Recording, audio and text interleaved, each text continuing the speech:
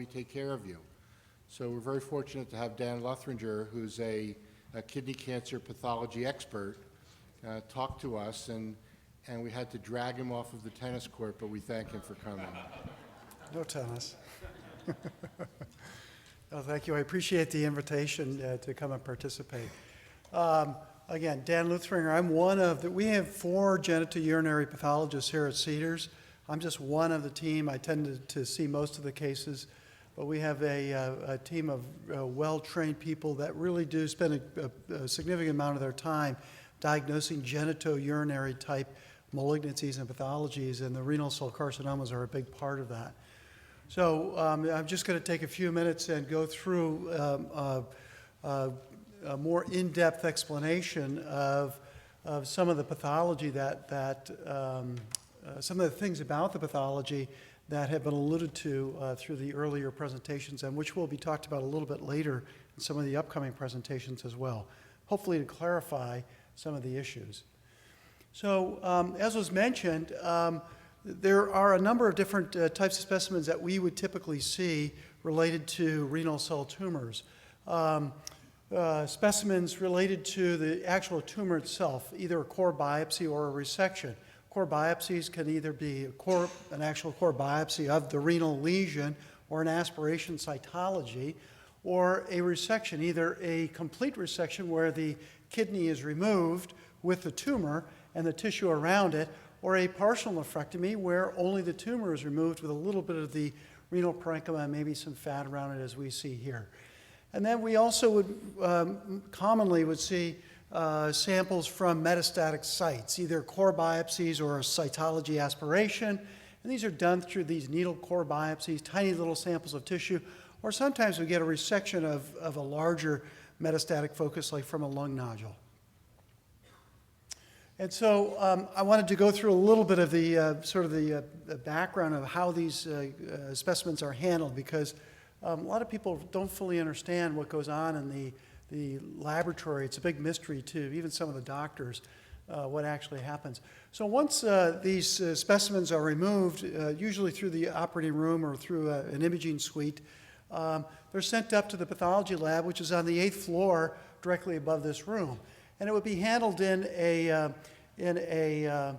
area like this, where the specimen would come in. There would be an initial evaluation, even while the patient is in the operating suite. And we might be asked, well, what kind of tumor is this? Or can you tell us, at least preliminarily, a little bit of information about that particular tumor? And we would look at it, observe it, cut it with some scalpels, open it up, do some photography, maybe do a rapid microscopic evaluation to perhaps guide the surgeon and say, well, yes, this is some sort of tumor, or it's clearly a renal cell carcinoma, or it's clearly invading the vein, some things that could impact the intraoperative care at that point in time.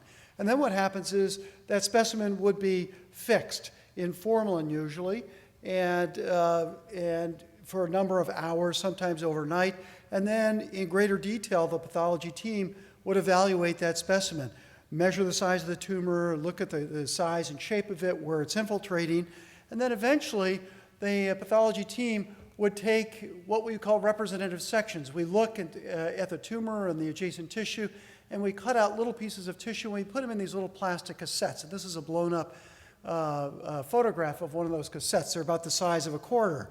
And we put pieces of that tumor in that cassette, and then those go on tissue processors up in the laboratory, which run overnight.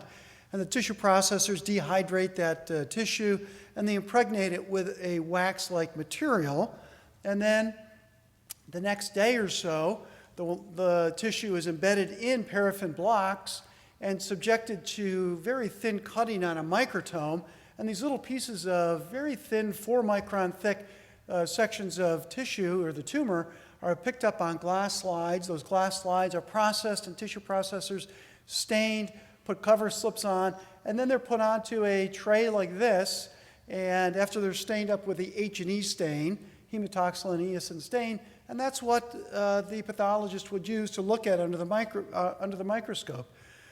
The typical nephrectomy or partial nephrectomy sample would be anywhere from would generate 5 to maybe 20 glass slides that the pathology team would then look at.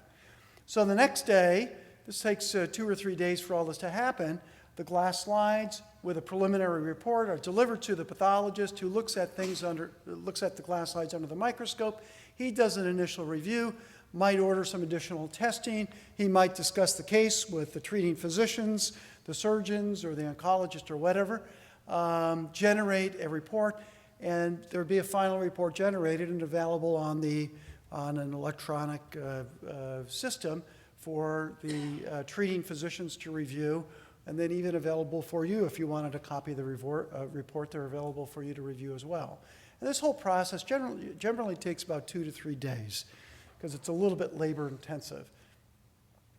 And so in terms of the pathology report, there are some elements which, when you get a copy of that report, and I would encourage you to look at those reports because there's a lot of important information in each report. The diagnosis is really key, and we'll talk about the different types of tumors that we see, but we're focusing primarily on the renal cell carcinomas. The stage of that cancer was alluded to. I'll talk more about that, explain some of the features, and then other features which are related specifically to the appearance of that tumor underneath the microscope. The diagnosis. Remember, a lot of things, masses in the kidney are removed, and a lot of those masses are not necessarily renal cell carcinomas. A lot of the masses are actually not even neoplastic, and some are really not even tumors at all, and we'll talk about that. So for instance, these are examples of complete nephrectomies, which are abnormal because they have these dilated collecting systems, and it's called hydronephrosis, and it can mimic a mass, a tumor mass. Or down here where we have a kidney that's been virtually replaced by all kinds of cysts, or these are partial nephrectomies of masses that have been removed that prove to be simple cysts. Again, the treating physicians up front, before we have this out, the tissue on our hands, we don't know whether that might be a renal cell carcinoma or some other type of cancer, or a benign cyst or hydronephrosis, as in these examples. Benign tumors, we have things like angiomyolipomas. These are partial nephrectomies or complete nephrectomy. This is the kidney with a very large tumor next to it, and the assumption was these are renal cell carcinomas, but in fact, once we examined these tumors under the microscope, they proved to be these very indolent, actually non-neoplastic proliferations.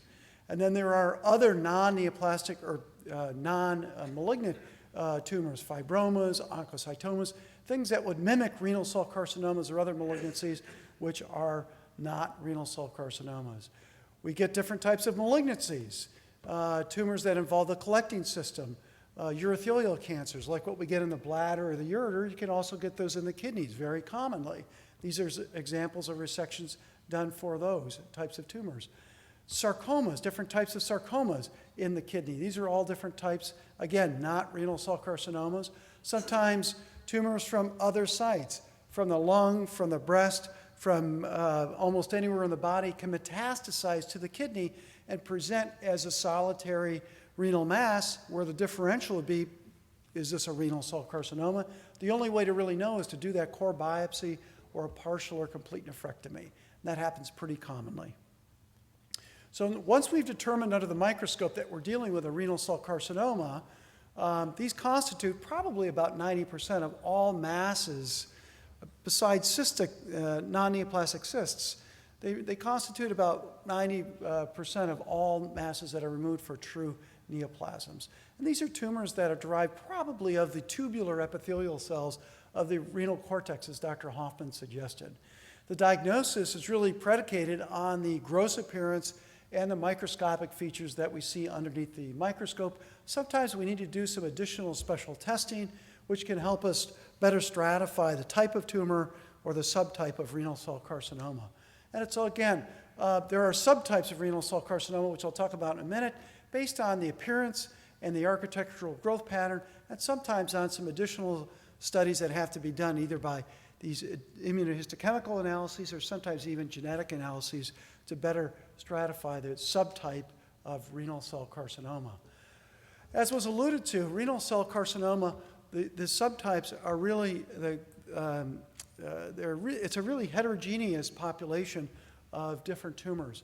And it's really, the current classification system is really quite complex. It's still evolving, and it's going to evolve, it's going to change. If you look at the most common types of renal cell carcinomas, they're just what we consider the sporadic type. And the most common 2 or 3 would be the clear cell, chromophobe, and the papillary types. And then there are, the RCCs can then fall into any of these other types of either sporadic or special types of RCCs that arise in special settings. And then rarely we get these what are called familial cancers, those that have more of a genetic or hereditary component. And this is the area that's really evolving because we're recognizing more and more that there's a genetic basis for many of these types of tumors. And probably a lot of these sporadic, those tumors that we currently classify as just sporadic, sort of run-of-the-mill RCCs probably do have more of a genetic component. And we'll know more on that probably clearly in the next few years and decades as information progresses. The 2 or 3 or 4 main subtypes, the clear cell type is the one that we really are really talking about. And it's very characteristic, gross appearance, and a very characteristic appearance under the microscope. The papillary subtype, again, maybe 5 or so % of all RCCs of the papillary. And then the chromophobe is the other big subtype. And again, they have very characteristic gross appearance to us, the pathologist, and then under the microscope, they have very particular appearances by the way that they grow. And as has been suggested all along, it's important to really substratify carcinomas based on RCC, is it RCC, and then what particular subtype is it? Because we know that the different subtypes look and act and actually behave very differently, and they respond to therapies very differently. And then there's this the whole issue of the molecular or the genetic basis of these tumors. It's clearly evolving that there are different molecular pathways that give rise to these, probably give rise to most of these particular subtypes. And the important thing, and again, has been alluded to, is that there are now these targeted therapies which can potentially hit some of the pathways that actually drive these subtypes of renal cell carcinomas. And it's important that we continue to work on deriving or figuring out what these subtypes are and then the pathways that give rise to these different subtypes. And so that's work in progress, and it's probably, again, going to continue to evolve over the next few years. So each pathology report will clearly state what the specimen is, but most importantly, what type of cancer it is, renal cell carcinoma. And this is just one of our typical reports, but any report wherever your pathology would have been done really should clearly dictate that it's a renal cell carcinoma. So look for that when you read the report. The cancer stage is an important predictor of how the tumor is going to behave. Cancer stage incorporates things such as the tumor size, the local extent of the tumor, and the distant growth of tumor. Has it spread to lymph nodes, maybe to adjacent structures like the adrenal gland, or metastasized to other places like lungs and bone? And this is an example of a partial nephrectomy, which shows a renal cell carcinoma, clear cell type, which measured 2.1 centimeter. Here's a negative margin here. And in a report, it should clearly state that the primary tumor, based on the AJCC that we talked about earlier, would be a PT1, a low-stage tumor. So look for that in your report. It's important. As tumors get bigger, here's an example of a renal cell carcinoma that measures 9 centimeters. This is the kidney, by the way. Here's the normal. This cancer is eroded into the renal sinus and out into the fat. It's a big tumor. Since it's extended locally into the fat, it now is classified as a T3A tumor. It might not mean much to you, but the important thing is when we get to, I'll show you one more slide in a minute, which I'll come back to. Here's yet a different renal cell carcinoma, again, a clear cell type, which has clearly invaded the renal vein. So it's invading, it's showing local growth into the vein, and it also metastasized to a regional lymph node. So when we have these sorts of aggressive spread of tumor cells, we know that as the stage increases, over time, the survival of patients is actually decreased, dependent on the clinical stage. So when you get your report, look at the clinical stage. All this information, it should be reported in the pathology report, what the actual stage is. Is it locally invasive? Is it invading into fat? Is it invading into the blood vessels, or metastatic to regional lymph nodes or adrenal gland, things of that nature? It all should be clearly delineated in your report. Some other features which are important that might dictate how you might be treated following a surgical approach. Looking at resection margins, are they positive or negative? The grade of the tumor. Is there vascular space invasion under the microscope, not just into the renal vein? Is there tumor cell necrosis? Is there unusual histology, for instance, a sarcomatoid or rhabdoid component, which I will talk about for a moment. Resection margins. Here's a partial nephrectomy where the tumor has actually extended to the renal parenchymal margin of resection. Here's a nephrectomy where there's a very large clear cell type RCC, which is extended to multiple margins of resection. These features are really an indicator of aggressive disease of that tumor. And if there is a positive margin, it's not ideal. There might have to be additional therapy undertaken to deal with that particular issue. Or if under the microscope we see blood vessels or lymphatics where there is tumor spread, as we see here, or if we find tumor-associated necrosis. Studies have shown that these microscopic features portend a worse outcome or more aggressive growth of that particular tumor. Or the grade of the tumor. We have a grading system called the Furman grading system, 1 through 4. 1 is a more indolent grade, 4 is a higher grade. And again, studies have shown that depending on the grade of that tumor, that over time, the higher grade tumors tend to behave more aggressively with poor outcomes than the lower grade tumors. So that's an important feature that we have to evaluate. And then finally, this issue of sarcomatoid or rhabdoid differentiation. In some renal cell carcinomas, this happens to be a typical clear cell carcinoma, but sometimes we'll find areas where the cells look like this and have this what is called a sarcomatoid or rhabdoid differentiation. And studies have shown that this sort of morphology under the microscope imparts a rather aggressive growth to that particular, otherwise typical, clear cell renal cell carcinoma. And in the pathology report, all of these features that I mentioned should be clearly delineated. And again, it's important that your treating physician look at those components, and he will look at those components and decide how that information will dictate the modalities of therapy under which you will be treated. I'm going to finish up with just a brief comment about secondary slide reviews. It's important. Nancy brings this up all the time. I get emails all the time about doing secondary reviews. When you come to an institution like here at Cedars or it doesn't matter, UCLA, USC, for treatment, it's really good to get a second review. Not only just to get a second set of eyes, a good pathologist to look at the case, because sometimes there's differences of opinion and different features which might be interpreted slightly differently. But also, if you come to an institution where you're going to be undergoing a particular trial, for instance, it's really good to have that particular institution review the slides to ensure that the diagnosis is correct, the staging is correct, the subtyping is correct, the histologic features are all there.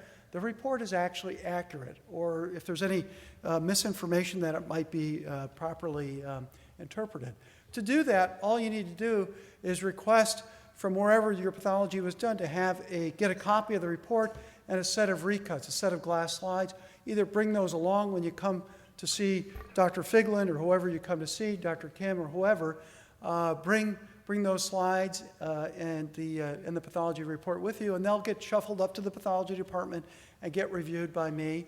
And sometimes we need to get some additional slides or some additional studies, and we can get that taken care of. It's a very easy process. All you need to do is fill out a request, either here at Cedars or back with your original treating team back at that particular hospital, and they'll release that, they'll generate that material, and you can pick it up or they can send it directly to us. It's a very simple process. A second sort of secondary review is when you leave Cedars, if your pathology was done here, and you want a set of slides either sent out for that second opinion, or if you're going to New York or somewhere else, you move, you go for a clinical trial somewhere else, you should really have a set of slides and a report taken with you or sent ahead so that that institution can also have the benefit of seeing and verifying what they're dealing with. It's a very easy process. We have a form that I'll show you in just a second. You fill it out, you give it to Nancy or your treating physicians. It's very, you could send it to me or anybody. We could generate, all we need is your authorization. We'll generate a set of slides from that set of tissue blocks. Remember, that set of tissue blocks goes into an archive, which is stored basically forever. We maintain those blocks forever. We have decades and decades of tissue blocks, some downstairs right below here, and some at a very big warehouse down in Torrance from the 1930s and 40s, if you can believe that. And we can have multiple sets of glass slides cut and sent off on a few days' notice to wherever you go for your particular therapy. So it's very easy to do. All you need to do is fill out this form and then shuffle it along, and we will take it from there and send it off for secondary review. We are never offended, the pathologists are never offended when someone says, yeah, I'd just like to have somebody at UCLA or USC or somebody at Memorial Sloan Kettering review your case. It's not a problem. We do this all the time. If it were me, I'd actually like to have somebody else take a look at it because one never knows. It's always good to have a second set of eyes. So on that note, that's all I wanted to say, and I'll be available for questions as necessary. Thank you, Dan.